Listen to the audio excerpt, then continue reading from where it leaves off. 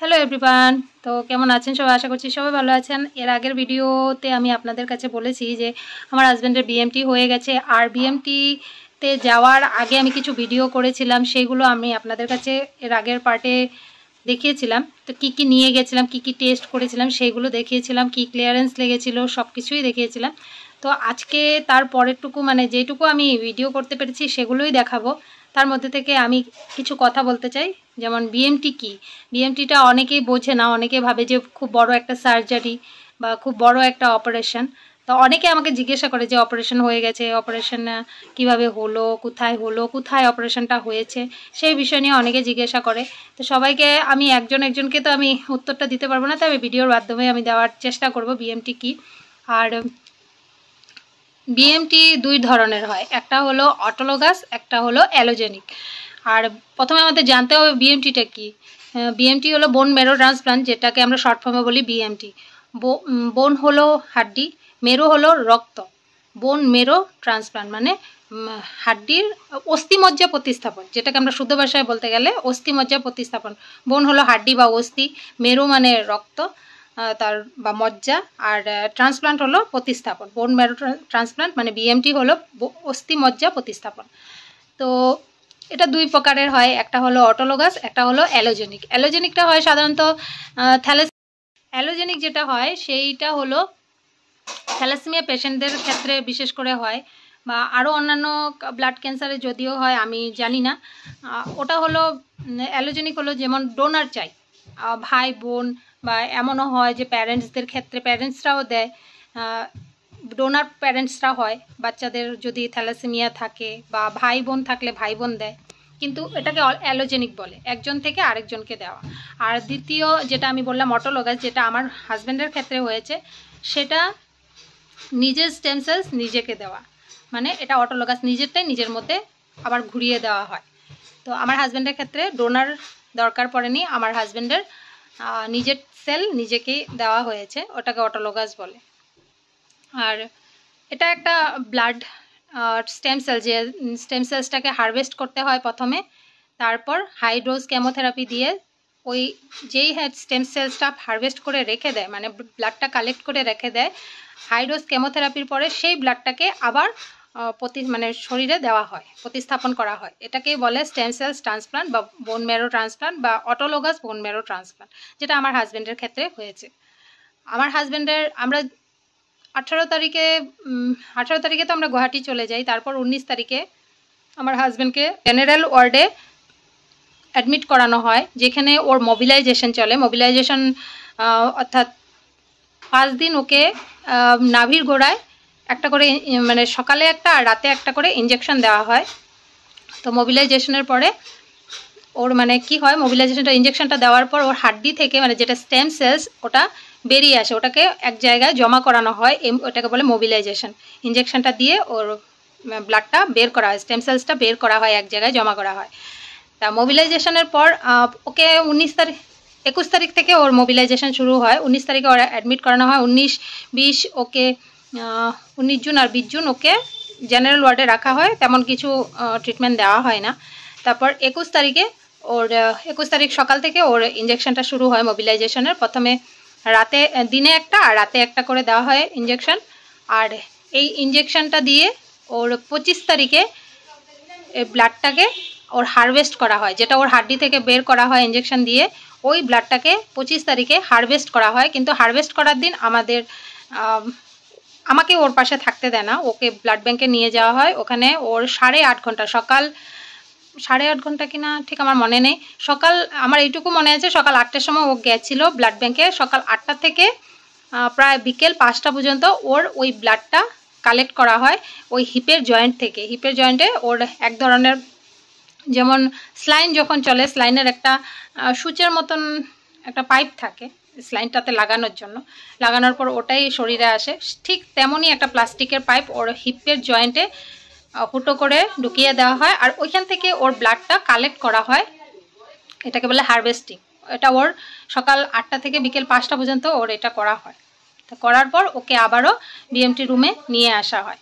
তো আমাদের তো 21 তারিখে বিএমটি রুমে দিয়ে দিয়েছিল, যেহেতু ওর এখানে পিক লাইন করা হয়েছিল, এই সাইডটাতে একটা পিক লাইন করা হয়েছিল, ওই পিক লাইনটা যাতে ইনফেকশন না হয় সেই জন্য আমাদের 21 তারিখে বিএমটি রুমে দিয়ে দেওয়া হয়েছিল। তারপর 25 তারিখে ওর হারভেস্টিং হয়। 25 তারিখে হারভেস্টিংয়ের পর ওর 26 তারিখে হাইডোজ কেমোথেরাপি ম্যালফেলান দেওয়া হয়। হ্যাঁ, একটাই হাইডোজ কেমোথেরাপি দেওয়া হয়। তো ওই কেমোথেরাপি 26 তারিখে হয়ে যাওয়ার পর 27 তারিখে যেই ব্লাডটা ওর 25 তারিখে হারভেস্ট করে রেখে দিয়েছিল মোবিলাইজেশনের পরে, সেখান থেকে কিছুটা ব্লাড ওকে 27 তারিখে দেওয়া হয়। মানে ওটাই কিন্তু স্টেম সেলস, ওটাই প্রতিস্থাপন করা হয়। ওই প্রতিস্থাপন মানে সবটা দেয় না, ওরা বলে যে আমরা এখন যেটা হাইডোজ কেমোথেরাপি দেবো সেটা ওর শরীরে এফেক্ট করবে। তো সেই জন্য আগে ওরা ব্লাডটা কালেক্ট করে রেখে দিয়েছিল, তার মধ্যে থেকে কিছুটা দিয়েছে আর কিছুটা রেখে দিয়েছে। তারপর আমি যখন বললাম যে সবটা কেন দেওয়া হয়নি, তখন ওরা বলল যে সবটা লাগবে না, ওকে অল্পই দেওয়া হয়েছে আর অল্প আমরা প্রিজার্ভ করে রেখে দিয়েছি। যদি ইন ফিউচার কোনো কারণবশত এই রোগটা আবারও ঘুরে আসে বা কোনো ইনফেকশন হয়, তখন এই ব্লাডটা আবারও ওর শরীরে মানে প্রিজার্ভ করে রেখে দেবে, ওর শরীরে আবারও দেওয়া হবে। তারপর আমি বললাম এই ব্লাডটা কতদিনের জন্য রাখা হবে? তো ওরা বলল যে এই ব্লাডটা যতদিন ও বেঁচে থাকবে ততদিনের জন্য এটা আমাদের হসপিটালে লকারে কালেক্ট করে রেখে দেওয়া হবে। তো এইভাবেই এইভাবে ওকে অস্থিমজ্জা প্রতিস্থাপনের জন্য ব্লাডটা দেওয়া হয়। তো চলুন তারপরে দেখতে থাকুন। আমি ছোট ছোট কিছু ক্লিপ তুলেছি, আমি সবটা তুলতে পারিনি, আমি যতটুকু পেরেছি আপনাকে দেখানোর চেষ্টা করছি। আর বোন ম্যারো ট্রান্সপ্লান্টের ব্যাপারটা নিয়ে না, আমি আরেকটা কথা বলতে চাই। আমি কিছুদিন ধরে আমি ইউটিউবে একজনের ভিডিও দেখছি, রিমি রূপা। তো ওরও রিমি মানে হয়তো দিদিভাইয়ের নাম রূপা, আমি জানি না, আমি প্রথম থেকে ওনার ভিডিও দেখিনি, নতুন করেই দেখছি। তো দিদিভাইয়ের মেয়ের নাম রিমি। তো রিমির থ্যালাসেমিয়া আছে, তো থ্যালাসেমিয়ার জন্য ওর বোন ম্যারো ট্রান্সপ্লান্ট হবে। তো উনি খুব ডিটেলসে ভিডিওটাতে বলছেন কোথায় কি করছে না করছে। তবে ওনার মেয়ে যেহেতু থ্যালাসেমিয়া পেশেন্ট, তো ওর এইগুলো আলাদা, ওকে কি কি ট্রিটমেন্ট করানো হচ্ছে। আমার হাজব্যান্ডের ক্ষেত্রে তো সেই সব হয়নি, যেহেতু ওরটা অটোলোগাস আর রিমির হচ্ছে অ্যালোজেনিক হবে। ওর ডোনার আলাদা নাকি, আমি ভিডিওতে দেখলাম অন্য ডোনার ওকে দিচ্ছে, ওর বাবা মাও দিচ্ছে না, ওর ভাই বোনও নয়, অন্য কেউ দিচ্ছে। তবে উনি বোন ম্যারো বিএমটি রুমে কিভাবে কি করতে হবে সব কিছুই কিন্তু ডিটেলসে বলছেন, আপনারা দেখলে দেখতে পারেন। আর আমি যতটুকু পেরেছি সেটা আপনাদের কাছে শেয়ার করার জন্য ক্লিপ তুলে রেখেছি, দেখাই চলুন। আজকে হলো 18 জুন আর আমরা এখন গুয়াহাটি এসেছি। এখন বাজে প্রায় রাত 11টা, 10টার সময় আমরা গুয়াহাটি এসে পৌঁছেছি। আর এখন আছি আমাদের ভারত সেবা আশ্রম, মানে আমি যে গুরু দীক্ষিত সেই আশ্রমে রাতটুকু থেকে কাল 19 জুন কাল আমার হাজব্যান্ড অ্যাডমিট হবে। আমরা খাওয়া দাওয়া করে শুয়ে পড়েছি। আর ওইদিকে ব্যাগ দেখতে পাচ্ছেন, 1 মাসের জন্য যা যা লাগে সব নিয়ে এসেছি। আর এখানে আমার হাজব্যান্ড শুয়ে আছে, কাল সকালে 9টার সময় নিয়ে অ্যাডমিট করাবো। এটা হলো 19 জুনের ভিডিও ক্লিপ। সেদিন আমাদের অ্যাডমিট করিয়ে দিয়েছিল তো জেনারেল ওয়ার্ডে আমার হাজব্যান্ডকে একটা বেড দিয়েছিল আর আমার জন্য কিছুই ছিল না, আমি একটা চেয়ারে বসেছিলাম। তো এইভাবেই 2 দিন আমাদের রাত কাটানো হয়েছে। তো ওর জেনারেল ওয়ার্ডে তেমন কোনো ট্রিটমেন্ট হয়নি, তবে 2 দিন ওর জেনারেল ওয়ার্ডে থাকতে হয়েছে। যেহেতু ব্লাডের ক্যান্সারে খুবই নিট অ্যান্ড ক্লিনভাবে থাকতে হয়। তো আমাদের ওয়ার্ডটা খুবই নিট অ্যান্ড ক্লিন ছিল, খুবই মানে বারবার যত্ন নেওয়া হচ্ছিল, পরিষ্কার করা হচ্ছিল। আমি এই জিনিসগুলো আগে দেখিনি, তো খুব যত্ন করে আমাদেরকে 2 দিন রাখা হয়েছিল।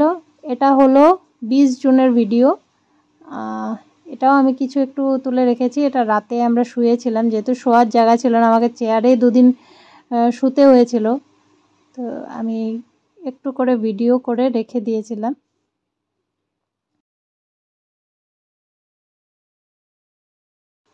আর এটা হলো 21 জুনের ভিডিও। তো সেদিন আমার হাজব্যান্ডের মোবিলাইজেশন স্টার্ট হয়। মোবিলাইজেশন সকালে হয়ে যাওয়ার পর ডক্টর এসে ওর বুকে পিক লাইন করে দিয়ে যায়। পিক লাইন করার পর আমাদের হঠাৎ করে বলে যে এখন আপনারা বিএমটি রুমে শিফট হবেন। তা আমরা বললাম যে আমাদের তো 25 তারিখে যাওয়ার কথা ছিল। ডক্টর বললো যে না, বাইরে থাকলে ওনার ইনফেকশন হয়ে যাবে, আমরা কোনো রিস্ক নেব না, তাই আপনাদের আজকে আমরা বিএমটি রুমে শিফট করাচ্ছি। তো আমরা বিএমটি রুমে নাম্বার 1 রুম যেটা, ওই রুমে আমাদের জায়গা হয়েছিল, মানে আমাদের বুকিং ছিল।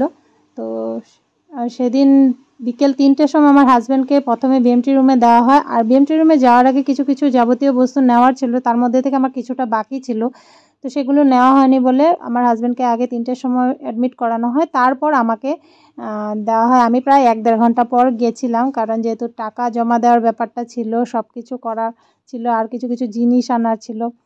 আর তখন আমার ভাইও ছিল, ভাই আমাদেরকে অ্যাডমিট করিয়েছিল। সেই সময় ভাই বাইরের কাজ সব কিছু করে দিয়েছিল। আপনারা দেখতেই পাচ্ছেন এই যে ওর বুকে পিক লাইনটা, এই লাইনটার জন্য আমাদের বিএমটি রুমে শিফট করা হয়েছিল, নয়তো এটা বাইরে থাকলে ইনফেকশন হয়ে যাবে। ডক্টর সেই চান্সটা নিতে চাইছিল না। আর বিএমটি রুমে ওর বেডটার সাথে ঠিক সাথেই আমার বেড ছিল, সেখানেই আমি ছিলাম। আর এটা 22 তারিখে সকালবেলা আমাদের আমার ব্রেকফাস্ট এটা আমাকে দেওয়া হয়েছিল আলু দিয়ে ছোলা দিয়ে তরকারি আর 3টে রুটি। আর আমার হাজব্যান্ডকে দেওয়া হয়েছিল ব্রেড টোস্ট আর অমলেট। খাওয়াটা যেহেতু পেশেন্টদের ওই বিএমটি রুমের থেকেই ওরা প্রোভাইড করে, তবে আমারটা বাইরে থেকে আনার কথা বলেছিল। বাইরে বলতে কেউ যদি রান্না করে দেয় তবে হবে, কিন্তু আমি বাইরে থেকে ডাইরেক্ট আনতে পারবো না। তো আমি বলেছিলাম যে আমার বাইরে এমন কেউ নেই যে আমাকে খাওয়াটা দেবে, সেই জন্য ওরা হসপিটালে ক্যান্টিন থেকে আমার আর আমার হাজব্যান্ডের একসাথেই খাবারটা ওরা দিয়েছিল। কিন্তু ওদের আরেকটা ইস্যু আছে যে খাবারটা দেওয়ার সময় ওরা খুব হাইজিন মেনটেন করে। ওদের একটা মানে এক ধরনের কুকার থাকে, 12 লিটার 10 লিটার এমন ধরনের কুকার থাকে। কুকারে ওরা খাওয়াটা বানিয়ে ওটা ভিতরে দিয়ে তারপর ভালো করে ফয়েল পেপার দিয়ে র্যাপ করে এনে ভালো করে স্যানিটাইজ করে তারপর কিন্তু ওরা বিএমটি রুমে ভিতরে সব পেশেন্টদের খাবার দেয়, পেশেন্ট এমনকি যে অ্যাটেন্ডেন্ট থাকে তাদের। তো এই হলো ব্যাপার।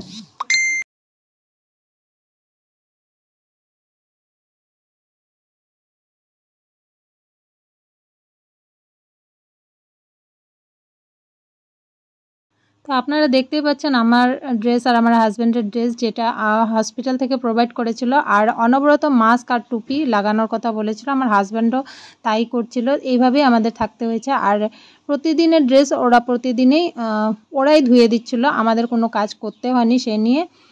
আর এইটা হলো ইসিজি করানো হচ্ছে যেদিন ওর হারভেস্টিং হবে তার আগের দিন রাতে ইসিজিটা করানো হচ্ছে যে ওর সব কিছু ঠিক আছে কিনা। তো ওর 21 তারিখ থেকে 24 তারিখ অবধি ওর মোবিলাইজেশন চলে। মোবিলাইজেশনের পর 25 তারিখে মানে 25 জুনে ওর ব্লাড কালেক্ট করা হয়, মানে হারভেস্ট করা হয় স্টেম সেলস। তো সেদিন হারভেস্ট করার সময় আমি কোনো ভিডিও করতে পারিনি, এই জন্যই কারণ সেদিন আমি বিএমটি রুমে ছিলাম আর আমার হাজব্যান্ডকে নিয়ে যাওয়া হয়েছিল ব্লাড ব্যাঙ্কে ওর হারভেস্টিংটা হয়েছিল সকাল 8টা থেকে বিকেল 5টা অবধি। তো আমি গেলে যেহেতু ইনফেকশন হয়ে যাবে, পেশেন্টকে তো নিতেই হবে হারভেস্ট করার জন্য, সেই জন্য ওকে নিয়ে যাওয়া হয়েছিল, আমাকে যেতে দেয়নি, আমি রুমে ছিলাম। যদি আমি যেতে পারতাম তবে হয়তো আমি আপনাদের কাছে সেই ভিডিওটা শেয়ার করতে পারতাম। প্রায় 8 ঘন্টা মতন লেগেছিল ওর হারভেস্টিংয়ে, মেশিনের দ্বারা করতে হয়, সেটা ব্লাড ব্যাঙ্কে আছে, সেই জন্য আমার হাজব্যান্ডকে ওইখানে নিয়ে গিয়ে হারভেস্টিং করা হয়েছিল, সেই জন্য আমি ওই ভিডিওটা দিতে পারছি না। তবে হ্যাঁ, 26 তারিখে ম্যালপ্যালান বলে হাইড্রোস কেমোথেরাপি চলেছিল, সেই জন্য ও হাইড্রোস কেমোথেরাপি যখন চলে তখন আমি ভিডিও করেছিলাম, সেটাই আমি আপনাদের কাছে শেয়ার করছি। চলো, গুড মর্নিং। আজকে হলো 26 জুন আর এখন বাজে 12টা। আর আজকে বিএমটি রুমে আমাদের 6 নম্বর দিন, আর এদিকে 26 জুন, আমরা 21-এ মানে 21 জুনে আমরা এখানে ঢুকেছি। তো আজকে 26 জুন, 6 নম্বর দিন। কালকে ছিল 25 তারিখ। 25 তারিখে আমার হাজব্যান্ডের বোন ম্যারোর জন্য বিএমটি করার জন্য যে ব্লাডে হারভেস্টিং ছিল সেটা কালকে ছিল। কালকে হারভেস্টিং হয়ে গেছে, কালকে আমি কোনো ভিডিও করিনি। তবে 26 জুন আজকে চলছে ওর কেমো স্টার্ট হয়েছে। আজকে কেমোটা এক্ষুনি স্টার্ট হলো। আর কালকে হারভেস্টিং ছিল, কালকে হারভেস্ট করে রেখে দিয়েছে ওর স্টেম সেলস। এখন চলছে কেমো চলাকালীন ওকে আইসক্রিম খেতে হবে, সেই জন্য ও আইসক্রিম খাচ্ছে। ক্যাপ লাগিয়ে দিয়েছে, মাস্ক লাগিয়ে দিয়েছে, কারণ ওকে খুব হাইজিন মেনটেন করে থাকতে হবে। ওদের কাপড় পরছি, দেখতে পাচ্ছেন, পুরো শ্বাসটাই আলাদা করে দিয়েছে। আরও কিছু করতে বলেছে, যেগুলো এখন আমাকে করতে হবে। আর আমি এখন আমার হাজব্যান্ডকে দেখাচ্ছি আমার হাজব্যান্ড কী করছে। এই যে আমার হাজব্যান্ড, ওর কালকে হারভেস্টিং ছিল আর এখন ওর কেমো চলছে। এই যে কেমো লাগিয়ে দিয়েছে, কেমো চলছে। এখানে কটা, 3টে স্লাইন চলছে, একটা কেমো আর 2টো স্লাইন চলছে, আমি জানি না কিসে। আর কেমো চলাকালীন ওকে বলেছে আইসক্রিম খেতে, আইসক্রিম খাচ্ছে কারণ হয়তো মুখে ঘা হয়ে যাবে। কেমো চলা অবস্থায় মুখে ঘা, কারণ খুব হাই ডোজের কেমো দিয়েছে ওকে, তো আইসক্রিমটার সাথে সাথে খেতে বলেছে কেমো চলার সাথে সাথে। আর এদিকে ও মোবাইলে কার সাথে কথা বলবে, হয়তো ফোন করছে। আর এদিকে টিভি। আমাদের সকালের ব্রেকফাস্ট করে ওর কেমোটা স্টার্ট হয়েছে, আমারও হয়ে গেছে, ওরও হয়ে গেছে। তা এটা কতক্ষণ চলবে জানি না। আর এই যে ওকে আরও আইসক্রিম দিয়ে গেল। এখন সকালে ডক্টর এসেছিল, এসে কথা বলে গেছে কীভাবে কী করতে হবে। তো এই আবার পরে আপনাদের সাথে কথা বলছি।